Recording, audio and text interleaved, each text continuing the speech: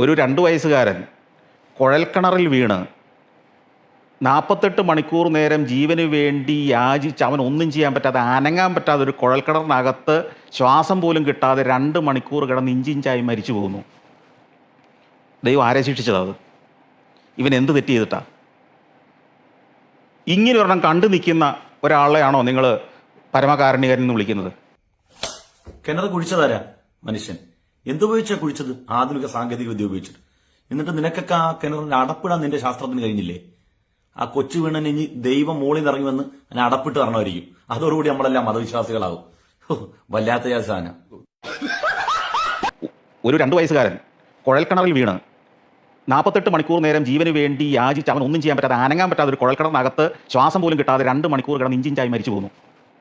ദൈവം ആരെ ശിക്ഷിച്ചത്? അത് ഇവൻ എന്ത് തെറ്റ് ചെയ്തിട്ടാ? ഇങ്ങനെ ഒരെണ്ണം കണ്ടു നിൽക്കുന്ന ഒരാളെയാണോ നിങ്ങൾ പരമകാരുണികൻ എന്ന് വിളിക്കുന്നത്?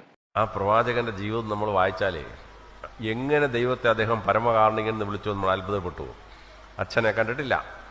അമ്മ 6 വയസ്സായപ്പോൾ പോയി. 8 വയസ്സായപ്പം രക്ഷകനായ മുത്തച്ഛൻ പോയി.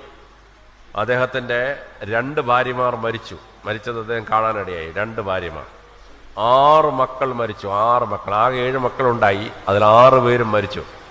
ഒരു കുട്ടി മാത്രം, ഫാത്തിമ മാത്രം അദ്ദേഹത്തെ സർവൈവ് ചെയ്തു. ഒരു മകൾ ക്രൂരമായി കൊല ചെയ്യപ്പെട്ടു. മരുമോൻ്റെ ആൾക്കാർ കൂടി ഒരു മകളെ ക്രൂരമായി ഒട്ടകത്തിൻ്റെ പുറത്തുനിന്ന് കുന്തം കൊണ്ട് കുത്തി താഴെയിട്ട് കൊന്നു. 2 പെൺമക്കൾക്ക് ഡൈവോഴ്സ് ഉണ്ടായി, വിവാഹമോചനം ഉണ്ടായി. ഇതെല്ലാം അനുഭവിച്ച പരിശുദ്ധ പ്രവാചകൻ ഈശ്വരനെ വിളിച്ചത് പരമകാരുണികനായ അള്ളാഹു എന്നാണ്. ഇതിൻ്റെ 5-1 സാധാരണ മനുഷ്യർക്ക് വല്ലതും പറ്റിയാൽ അവൻ നിരീശ്വരവാദിയും യുക്തിവാദിയും വേറെ എന്തൊക്കെ ആകാൻ പറ്റുമോ എന്തെല്ലാം ആവും. നിങ്ങൾ ഇന്ന് തേണ്ടിത്തരം കാണിക്കുന്ന ഒരുത്തനെ ഇവിടെ ശിക്ഷിക്ക് കാണിച്ചതാ. ഈ തോന്നിയാസം കാണിക്കുന്നവനെ ദൈവം ഇവിടെ വെച്ച് തന്നെ ശിക്ഷിച്ച് കാണിച്ചു കൊടുക്കട്ടെ മനുഷ്യനെ. അപ്പം അവിടെ നിൽക്കില്ലേ ആ തോന്നിയാസങ്ങൾ? ഇല്ലേ? ഞാൻ ചോദിക്കട്ടെ, ഇവിടെ അധാർമിക പ്രവൃത്തി ചെയ്യുന്ന ഒരുവനെ ആദ്യത്തെ ആളെ തന്നെ ദൈവം ഇവിടെ വെച്ച് അങ്ങ് ശിക്ഷിച്ചാൽ ഈ ഭൂമിയിലെ അധാർമിക പ്രവൃത്തി തന്നെ അങ്ങ് നിൽക്കില്ലേ? ഇത്രയും പേരെ അധാർമിക പ്രവൃത്തി ചെയ്യിക്കുകയും ഇത്രയും പേരെ ദ്രോഹിക്കുകയും ചെയ്തിട്ട് പിന്നെ സ്വർഗത്തിൽ പോയിട്ട് ചെയ്യും എന്ന് വെച്ചുകൊണ്ടിരിക്കേണ്ട കാര്യമൊന്നുമില്ലല്ലോ. അതിനേക്കാളും നല്ലതല്ലേ സന്തോഷ് സാറേ, ഈ മനുഷ്യരെല്ലാം ദൈവം പാപരഹിതരായിട്ട് സൃഷ്ടിച്ചിരുന്നെങ്കിൽ അവർ അധർമ്മം ചെയ്യത്തില്ലല്ലോ. അക്കാരണം കൊണ്ട് അവർ ശിക്ഷിക്കേണ്ടതുമില്ല. നോക്കൂ സന്തോഷ് സാറേ, ഈ PSC ബോർഡ് എന്ന കാരുണ്യവാന്മാരുണ്ടല്ലോ, ഓരോ തവണയും എത്രമേൽ കടുകട്ടി ചോദ്യമാണ് ജനങ്ങൾക്ക് മുമ്പിൽ അവർ വെക്കുന്നത്. പരീക്ഷ തന്നെ ഒരു പരീക്ഷണമാണ്. എന്തിനാണ് ഈ 2-2, 4, 4-4, 8 എന്ന വളരെ സിമ്പിൾ ആയിട്ടുള്ള ചോദ്യങ്ങൾ അവർക്ക് പരീക്ഷ കൊടുത്താൽ പോരെ? എന്തിനാണ് സമഗ്രമായ നിയന്ത്രണത്തിലൂടെ ഇത്രയും കഷ്ടപ്പെട്ട് ഈ പരീക്ഷ വെക്കുന്നത്? എല്ലാവരും ജയിക്കണമെന്നുള്ളതല്ല പരമമായ ലക്ഷ്യം. പഠിച്ച് അധ്വാനിച്ച് കഷ്ടപ്പെട്ട് ഉറക്കമൊഴിച്ച് പഠിച്ചവൻ മാത്രം ജയിച്ചാൽ മതി എന്നുള്ളതാണ് PSC ബോർഡിന്റെ പരമമായ ലക്ഷ്യം. ദൈവം ഈ ഭൂമിയിൽ മനുഷ്യർക്ക് തന്നിരിക്കുന്ന ടാസ്ക് എന്നുള്ളത് നന്മയും തിന്മയും വ്യക്തമായി നമുക്ക് വേർതിരിച്ചു തന്നിട്ടുണ്ട്. ഇതിൽ ഹ്രസ്വമായ കാലത്തെ ജീവിതം നമ്മൾ ആഗ്രഹിച്ചിട്ടല്ലോ നമ്മുടെ ഈ ഭൂമിയിലേക്ക് വന്നത്. 1992 ജനിച്ച ഞാൻ, എനിക്ക് ജനിക്കണം എന്ന ആഗ്രഹത്തോടു കൂടിയാണോ ഞാൻ ഈ ഭൂമിയിലേക്ക് വന്നത്? എന്റെ പിതാവ് എന്റെ മാതാവിന്റെ ഗർഭാശയത്തിലേക്ക് അവിടുന്ന് ബീജം നിക്ഷേപിക്കുമ്പോൾ അത് ഏത് കളറാകണം, ഏത് രൂപത്തിൽ വരണം, പല്ലെങ്ങനെയാകണം, കണ്ണെങ്ങനെയാകണം, മൂക്കെങ്ങനെയാകണം, ഒന്നും ഇവരാരും അതിനകത്ത് ഇൻവോൾവ് ആയിട്ടില്ല. ഞാൻ ആ രൂപത്തിലേക്ക് പരുവപ്പെട്ടു വരികയായിരുന്നു. അങ്ങനെ ഞാൻ മനുഷ്യനായി. എന്റെ ആയുസ്, ഒരു സാധാരണ മനുഷ്യന്റെ ആയുസ് 60-ന്റെയും 70-ന്റെ ഇടക്കാണ് എന്നാണ് മുഹമ്മദ് നബി സല്ലല്ലാഹു അലൈഹി വസല്ലം തങ്ങൾ പറഞ്ഞത്. ഈ ഹ്രസ്വമായ കാലഘട്ടത്തിൽ മനുഷ്യന്റെ ജീവിതത്തിന്റെ ലക്ഷ്യം എന്താണ്? നന്മ ചെയ്യുക, ധർമ്മബോധത്തിൽ ജീവിക്കുക എന്നുള്ളതാണ്. അതിന്റെ പ്രതിഫലം മരണാനന്തരമാണ് മനുഷ്യന് കൊടുക്കുന്നത്. അപ്പൊ മനുഷ്യന് സ്വതന്ത്രമായ ഒരു ചിന്ത തന്നു. നന്മയും തിന്മയും വേർതിരിച്ച് മനസ്സിലാക്കി തന്നിട്ട് നിങ്ങൾക്ക് ഇതിൽ ഏതും എടുക്കാനുള്ള ഒരു ഫ്രീ വിൽ, സ്വതന്ത്രമായ ചിന്ത തന്നു. നന്മ ചെയ്യുന്നവൻ ആവോളം അത് പ്രകടിപ്പിക്കാനും അത് ചെയ്യാനുമുള്ള സ്വാതന്ത്ര്യം തന്നു.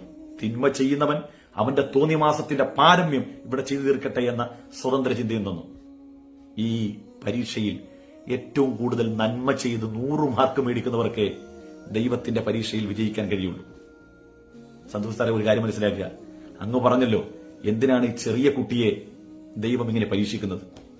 ലോകത്ത് ഒരു ചെറിയ കുട്ടി മാത്രമല്ലല്ലോ മരണപ്പെടുന്നത്. ഓരോ ദിവസവും ഒരു അപകടത്തിലും പെടാതെ ആയിരക്കണക്കിന് ആളുകൾ മരണപ്പെടുന്നില്ലേ? ഒരു മാസം ലക്ഷങ്ങൾ മരണപ്പെടുന്നില്ലേ? ഒരു വർഷമാകുമ്പോഴത്തേക്കും മില്യൺ കണക്കിന് ആളുകൾ മരണപ്പെടുന്നില്ലേ? ഈ അപകടത്തിൽ മരണപ്പെടുന്നവർ, നമ്മൾ അപകടത്തിൽ മരണപ്പെടാൻ നമ്മൾ ജീവിക്കുന്നവർ നമ്മുടെ മികവ് കൊണ്ട് ജീവിക്കുന്നതാണോ? മരണപ്പെടുന്നവർ അവരുടെ അശക്തി കൊണ്ട് മരണപ്പെട്ടതാണോ? ഒന്നുമല്ല. നമുക്ക് വ്യക്തമായി എന്ന് ജനിക്കണം, എന്ന് മരിക്കണം എന്നൊക്കെ ഒരു തീരുമാനം നമ്മുടെ പിന്നിലുണ്ട്. അത് നമ്മൾ ആരും തീരുമാനിക്കുന്ന കാര്യമല്ല.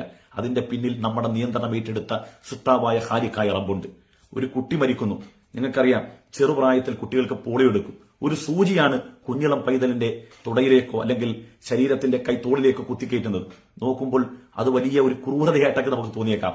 പക്ഷേ അതിന്റെ പരിണിത ഫലം ഒന്ന് വേറെയാണ്. ഞാൻ ഇസ്ലാമിന്റെ കാഴ്ചപ്പാടിൽ ഞാൻ പറയാണ്, ഒരാളുടെ മരണാനന്തരമാണ് അയാളുടെ യഥാർത്ഥ ജീവിതം തുടങ്ങുന്നത്. അങ്ങനെ വരുമ്പോൾ ഒരു കുഞ്ഞ് മരണപ്പെടുന്നു എങ്കിൽ സൃഷ്ടാവായ പടച്ചതമ്പുരാൻ സൃഷ്ടിയുടെ പിന്നിൽ പ്രവർത്തിക്കുന്നതിന്റെ പിന്നിൽ പരമമായ മറ്റു പല ലക്ഷ്യങ്ങളുമുണ്ട്. അത് നമ്മൾ സാധാരണക്കാരായ സൃഷ്ടികളെ ബുദ്ധി വെച്ച് അനുമാനിച്ചാൽ അതിനൊന്നും ഒരു ഉത്തരം കിട്ടൂല. നേരത്തെ പറഞ്ഞിരുന്നു, ഇസ്ലാമിന്റെ കാഴ്ചപ്പാടിൽ മരണാനന്തരമാണ് യഥാർത്ഥ ജീവിതം തുടങ്ങുന്നത്.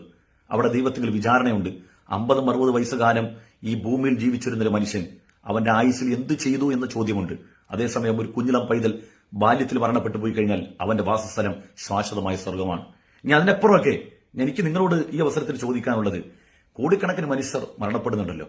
ഈ ദൈവവിശ്വാസം പൂർണ്ണമായിട്ട് നമ്മൾ നിരാകരിക്കാൻ, ദൈവമില്ല എന്ന് ഒരു വാദത്തിന് വേണ്ടി സമ്മതിച്ചു തന്നാൽ ഈ മരണത്തിനൊക്കെ നിങ്ങൾ ആരോടായിരിക്കും ഉത്തരവാദിത്തം പറയുന്നത്? കൊച്ചുകുട്ടികൾ മരണപ്പെടുന്നു. ഇവിടെ നമ്മൾ ദൈവമില്ല എന്ന് സങ്കല്പിച്ചോ? ദൈവമില്ല, ഈ ഭൂമിക്കൊരു സൃഷ്ടാവില്ല, സൃഷ്ടിക്കൊരു സൃഷ്ടാവില്ല എന്ന് വിചാരിക്കുക. അപ്പൊ ഈ മനുഷ്യർ, ചെറിയ കുഞ്ഞിളം പൈതലൊക്കെ അകാരണമായി വ്യക്തികൾ സൃഷ്ടികളെ തന്നെ കൊണ്ട് കൊല്ലപ്പെടുന്നു, ആക്സിഡന്റിൽ മരണപ്പെടുന്നു, താങ്കൾ പറഞ്ഞ പോലെ കുഴൽക്കിണറിൽ മരണപ്പെടുന്നു. ഇതൊക്കെ ആരാണ് ഇതൊക്കെ ചെയ്യുന്നത്, പ്രവർത്തിക്കുന്നത്? ദൈവമില്ലല്ലോ. ദൈവമില്ല എന്ന കാഴ്ചപ്പാടാണെങ്കിൽ ഇതെന്താണ്, എന്തുകൊണ്ടാണ് ഇങ്ങനെയൊക്കെ സംഭവിക്കുന്നത്? ആർക്ക് ഇതിനെയൊക്കെ തടയാൻ കഴിയും? ആർക്ക് ഇതിനെയൊക്കെ നിയന്ത്രിക്കാൻ കഴിയും? ഇല്ല എന്ന് പറയാനെങ്കിലും ഒരു ദൈവം ഉള്ളത് കൊണ്ടല്ലേ പരമകാരുണ്യനെവിടെ? എന്തിനാണ് ഈ കുട്ടിയോട് ഇത്ര ക്രൂരത കാണിക്കുന്നതെന്ന് ചോദ്യം പോലും നിങ്ങളിൽ നിന്ന് ഉയർന്നു വരുന്നത്. അല്ലാതെ ഈ കരണീയമല്ലാത്ത പ്രവർത്തനത്തിന് ശാശ്വതമായൊരു വിലങ്ങതടിയാകാൻ, ഒരു തടസ്സം നിൽക്കാൻ, അതിനൊരു മുക്തി നേടാൻ, ഒരു മുക്തമാകാൻ നിങ്ങൾക്ക് എന്തെങ്കിലും സംവിധാനം, സൃഷ്ടികളെ നിങ്ങളുടെ കയ്യിലുണ്ടോ? ഇല്ല. മനുഷ്യൻ നിസ്സഹായനാണ്.